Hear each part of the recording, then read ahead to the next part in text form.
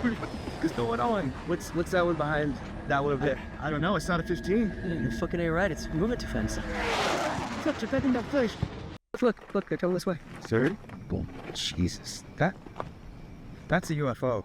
It's not a UFO. Those are flares, dude. Flares on. What? It's just... Listen. Huh? Can you hear them? You hear the A-10s? Yeah, you can hear them. That's what they're from, you dunce. What are they doing out here? On the night of March 13th, 1997, a series of lights suddenly appeared in the skies over Nevada, Phoenix, Tucson, and the Mexican state of Sonora. Thousands of people saw these lights between 7:30 p.m. and 10:30 p.m. Mountain Standard Time. Initially, the U.S. military denied any involvement. Later, the U.S. Air Force claimed the lights were part of a field exercise. However, many were unsatisfied with this explanation and called for further government investigation, though nothing more was done. To this day, many still question whether the Phoenix lights were a military exercise or something else entirely. Join us as we explore the witness reports and theories surrounding this mysterious event to uncover what might have actually happened.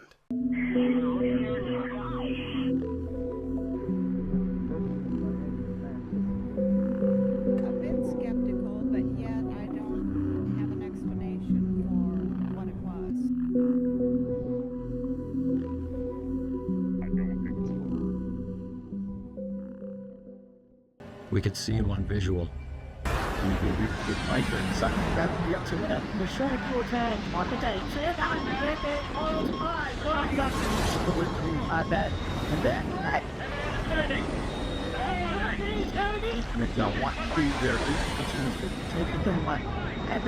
The first report of the lights came around 6:55 p.m. A man, who remains anonymous, described seeing a V-shaped object in the night sky over Henderson, Nevada. He estimated the object was about the size of a Boeing 747 and made a sound like a rushing wind. It had 6 lights along its leading edge and moved in a straight line from northwest to southeast, eventually disappearing over the horizon. At 8:15 p.m. Mountain Standard Time, a former police officer from Paulden, Arizona, spotted a group of reddish and orange lights in the sky while driving north after leaving his house. The lights appeared to the west of his car, with 4 clustered together and a 5th trailing behind. Each light seemed to have 2 distinct sources of orange light.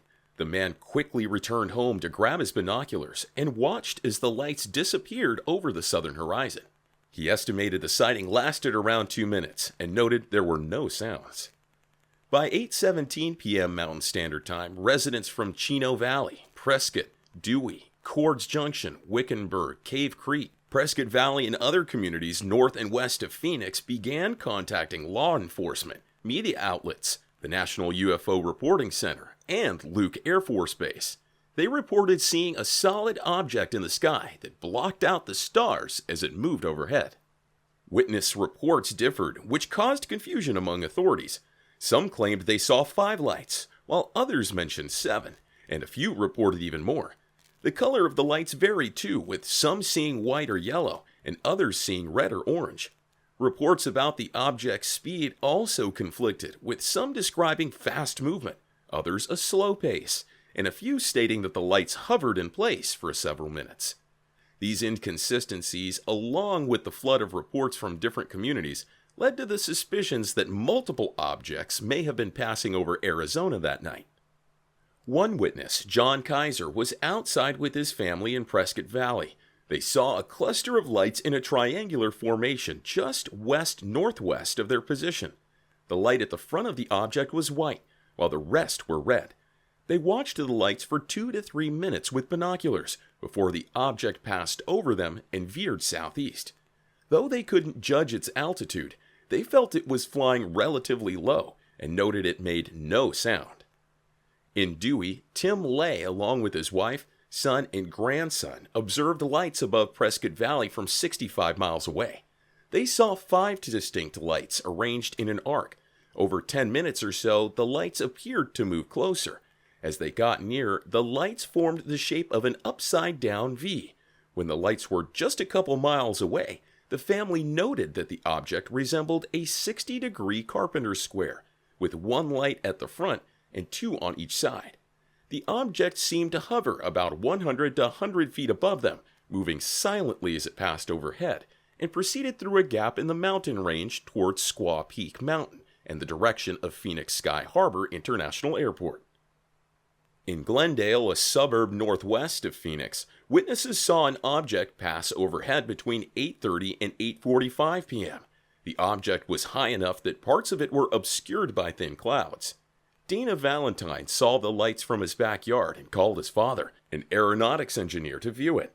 They described it as a V-shaped craft hovering at about 500 feet. While they could see the outline of the object behind the lights, they could not discern its mass, only a gray, wavy distortion of the night sky. Though they did not speculate on its nature, they noted that it appeared to have technology they had never encountered before. A group of 3 people north of Phoenix reported seeing a large wedge-shaped craft glide overhead. The craft had 5 lights on its underside and covered about 70 to 90 degrees of the sky. It traveled south and passed between 2 mountain peaks. A mother and her 4 daughters also observed the object at the intersection of Indian School Road and 7th Avenue. They described it as having a shape similar to sergeant's stripes. The object came from the north over Camelback Mountain and hovered directly above them for 5 minutes. They noted a faint glow along its trailing edge and estimated it covered 30 to 45 degrees of the sky. As it began to move slowly, it emitted a white beam of light downward. At the same time, the 7 lights on its front dimmed and then disappeared. The object moved towards Sky Harbor International Airport, located a few miles south. The sighting was also reported by 2 air traffic controllers in the airport tower, as well as pilots on the ground and those approaching from the east. Although they saw the object, their radars didn't detect it. One of the air traffic controllers, Bill Grava, described the event as weird and inexplicable, and years later he still has no explanation for what he saw. In Scottsdale, Arizona, an amateur astronomer named Mitch Stanley observed the lights through a telescope and identified them as individual airplanes. Another witness, a former airline pilot with 13,000 hours of flight time, reported that the object had numerous lights that began to dim as it approached. He also noted that the object appeared to make a distinct turn as it neared him. In addition to these reports, some witnesses managed to capture the V-shaped object on tape. The footage reveals 3 lights on each side and a 7th light at the top. Estimates of the object's size ranged from being as wide as 3 football fields to over a mile long. Around 10 p.m. that same evening, many people in Phoenix reported seeing a row of brilliant lights hovering in the sky or slowly descending. The lights appeared to form a boomerang shape. Hundreds of witnesses observed the lights turning on and off at regular intervals and described the object as enormous, possibly 6,000 feet in length. It was noted for being silent and moving slowly. Witness reports led investigators to conclude that there were 2 separate incidents that night. The first occurred early in the evening when multiple witnesses observed a V-shaped object flying south. The second, much later, involved a V-shaped craft as large as several football fields combined, hovering over Phoenix. The main questions were all about the nature of these lights. What were they? Where did they come from? Were they evidence of extraterrestrial life? Phoenix Councilwoman Frances Barwood was the first official to demand answers from the government about the Phoenix lights. The local government asked the Air Force to investigate, but they claimed they could not due to Project Blue Book. Project Blue Book was a U.S. Air Force study on unidentified flying objects. When it ended in 1969, its findings concluded that there was no evidence of extraterrestrial vehicles, and that sightings were either misidentified natural phenomena or conventional aircraft. In response, citizens sought help from independent organizations like the Mutual UFO Network. Despite this, the call for government answers continued. The governor of Arizona at the time, Fife Symington, initially claimed ignorance about the incident. On June 19, 1997, he held a press conference to address the issue, but it turned out to be a prank. Symington staged a mock alien capture, bringing a costume figure in handcuffs to the stage. Although the press laughed, The public was left without answers, and Symington's stunt turned the UFO sightings into a subject of ridicule. As a result, some credible witnesses like Phoenix physicians Dr. Lynn Katay and Dr. Brad Evans chose to remain silent out of fear of being ostracized. Initially, the military denied any involvement. Later, the United States Air Force explained that the Phoenix Lights were the result of a pilot training program called Operation Snowbird, conducted by the Air National Guard at Davis-Monthan Air Force Base in Tucson, Arizona. The USAF claimed that the first set of lights was created by 5 A-10 Thunderbolt II jets flying in formation at high altitude. These jets flew over Phoenix before heading to Tucson, landing at Davis-Monthan Air Force Base around 8:45 p.m. The second set of lights, according to the U.S. Air Force, were high-altitude flares dropped by A-10 Warthog aircraft during a training exercise at the Barry M. Goldwater Air Force Range in Pima County, Arizona. The USAF explained that the flares were slow-falling, long-burning LUU-2BB illumination flares. The appearance of the lights hovering over Phoenix was due to the rising heat from the flares, which created a balloon effect on their parachutes, slowing their descent. The lights seemed to disappear because they fell behind the Sierra Estrella mountain range to the southwest of Phoenix. Not everyone accepted this explanation. Years after the event, Governor Fife Symington changed his stance. He later admitted that he saw the V-shaped craft that night, and based on his experience as a former pilot in the Air Force, he didn't recognize it as any man-made object he had seen before. He also doubted that the lights from the second incident were caused by high-altitude flares, as those do not fly in formation. Despite public criticism and calls for further investigations from Governor Symington and then Senator John McCain, the federal government remained silent. The lack of response to eyewitness reports raised suspicions among conspiracy theorists. The delayed explanation from the U.S. Air Force only increased public confusion rather than providing clarity. The Phoenix Lights were not an isolated event. On February 6, 2007, another series of lights was observed and recorded by the local Fox News station. The FAA and military officials attributed these lights to flares dropping by F-16 Fighting Falcon aircraft engaged in a training exercise at Luke Air Force Base. On April 21, 2008, Phoenix residents reported yet another set of lights. These lights reportedly changed from a square formation to a triangular one over time. One resident noted that shortly after the lights appeared, 3 jets were seen heading west towards the lights. However, an official from Luke Air Force Base denied any connection. The following day, a Phoenix resident told a newspaper that the lights were actually helium balloons with attached flares that his neighbor had released. A police helicopter confirmed the report. The next day, the neighbor, who chose to remain anonymous, admitted he had indeed attached flares to helium balloons and released them from his backyard. So, was it an extraterrestrial vehicle or not? Should we trust the military's explanation? Much of the debate centers not on the lights observed over Phoenix between 9:30 and 10 p.m. that night, but on comparisons between these lights and known military flare drops recorded by local television. Analysis of the flare's brightness suggests that the U.S. Air Force's explanation for this incident could be accurate. Additionally, Lieutenant Colonel Ed Jones, a Maryland ANG pilot, confirmed in March 2007 that he had flown one of the aircraft involved in dropping the flares that night. His squadron, the 104th Fighter Squadron, was at Davis-Monthan Air Force Base for a training exercise and conducted flights to the Goldwater Air Force Range. In simpler terms, the 104th Fighter Squadron was responsible for the lights seen over Phoenix that night. However, the V-shaped craft observed earlier, which was seen by many as it flew over various communities, cannot be dismissed as just a formation of 5 A-10 jets or flares. Ty Groh, a former F-16 pilot, suggests that wind can affect the movement of flares in the sky, similar to how it influences hot air balloons. A steady breeze could cause the flares to move in unison while maintaining a consistent distance between them. Additionally, extremely bright objects like flares might appear closer than they actually are.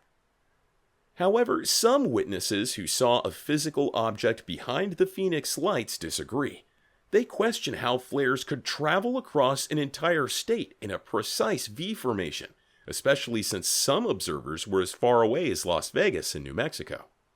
A curious aspect of the Phoenix Lights case is a call made to the National UFO Reporting Center at 3:20 a.m., just 8 hours after the sightings. The caller, claiming to be an airman stationed at Luke Air Force Base near Phoenix, said that 2 U.S. Air Force F-15C fighters had been dispatched from the base to intercept one of the objects. He provided detailed information that investigators later confirmed with witness reports. 2 days later, the airman called again to say he was being transferred to Greenland. The National UFO Reporting Center never heard from him again. Interestingly, the Phoenix Lights event received very little coverage in print media right after it happened, with only a few local newspapers like the Prescott Daily Courier reporting on it. Although Phoenix newspapers and the national press were informed about the lights, a front-page article in the USA Today didn't appear until almost 10 weeks later, around mid-June. In 2019, an FOIA request by John Greenwald uncovered that the Air Force did not drop any flares at that time, nor was there any recorded training exercise in that area. Another intriguing detail is that in 2007 and 2017, footage of UFOs filmed by Navy pilots was leaked. These objects, referred to as unidentified aerial phenomena, or UAP, were first discovered in 2004 and 2015. The Pentagon and the Department of Defense have officially verified the footage, but as of 2023, the aerial phenomena remain unidentified. Some speculate they could be interplanetary or interdimensional, while others think they might be advanced, undisclosed government technology. While this provides some context, it doesn't definitively explain the Phoenix Lights. The U.S. Air Force's explanation, while plausible, doesn't fully account for everything. Witnesses and skeptics argue that it's unlikely flares would maintain a uniform distance from each other if moved by the breeze, or that many people would fail to recognize jets in formation, especially given the lack of sound from jets. Despite sounding far-fetched, it's possible the Phoenix Lights were indeed a UFO. While evidence from the leaked Navy footage confirms UFOs exist, it doesn't confirm they're from outer space. They could be classified aircraft with advanced silent technology. The military's delayed explanation might have been a cover story to distract the public. On the other hand, the lights could be of extraterrestrial origin, and the government might have fabricated a plausible explanation to avoid public panic. Unfortunately, the true nature of the Phoenix Lights remains uncertain. All we know for sure is that they were there. It's clear that the mystery surrounding has many layers, making it one of the most compelling cases in UFO history. The event's complexity has fueled a range of theories, from mundane explanations to more extraordinary possibilities. The Phoenix Lights event is particularly intriguing because it involved thousands of witnesses, including credible individuals like police officers, military personnel, and doctors. This wide range of observers, many of whom were well-regarded professionals, adds weight to the claims and complicates the narrative. Their testimonies often describe a massive V-shaped craft, or multiple lights moving in unison, defying conventional explanations. The official explanation from the U.S. Air Force, which attributed the lights to flares and military exercises, has been met with skepticism by many. Critics argue that the flares explanation doesn't fully account for the precision and coherence of the light's formation. For instance, the sighting of a V-shaped craft flying in a consistent pattern across a vast area, as reported by numerous witnesses, seems inconsistent with the behavior of dropped flares or aircraft performing standard maneuvers. Furthermore, some skeptics argue that the military's reluctance to provide a clear and detailed explanation fuels conspiracy theories. The delay in providing an official explanation, coupled with the dismissive attitude towards eyewitness accounts, contributes to the growing distrust among the public. This mistrust was exacerbated by the dramatic and seemingly unserious approach taken by Governor Fife Symington during his press conference, which many felt undermined the seriousness of the incident. Despite the official stance, some researchers and enthusiasts continued to investigate the Phoenix Lights. These individuals often use advanced technology and methods to analyze the event, From radar data to satellite imagery to witness interviews, their work sometimes uncovers new insights or alternative explanations, contributing to the ongoing debate. One important aspect of the Phoenix Lights case is its impact on the field of ufology. The event has become a key case study for those interested in unidentified flying objects and extraterrestrial life. It has prompted numerous investigations, documentaries, and books, and remains a central topic in UFO discussions. The sheer volume of witnesses and the high profile of the case have ensured its place in UFO lore. The Phoenix Lights have also influenced public perception of UFOs and government transparency. The case has highlighted issues related to how authorities handle such phenomena and the level of disclosure provided to the public. Many believe that greater transparency and openness from government agencies could help address concerns and reduce speculation about the nature of unexplained aerial phenomena. In recent years, the discussion about the Phoenix Lights have been reinvigorated by new developments in UFO research. The U.S. government's increased openness about UFOs and the establishment of the Office of the Director of National Intelligence's UAP Task Force have brought more attention to past incidents like the Phoenix Lights. These developments have led to renewed interest and scrutiny, with some hoping they will lead to a more comprehensive understanding of the events that night. So thanks for watching this video. If you enjoyed watching this video, give it a thumbs up and subscribe for more.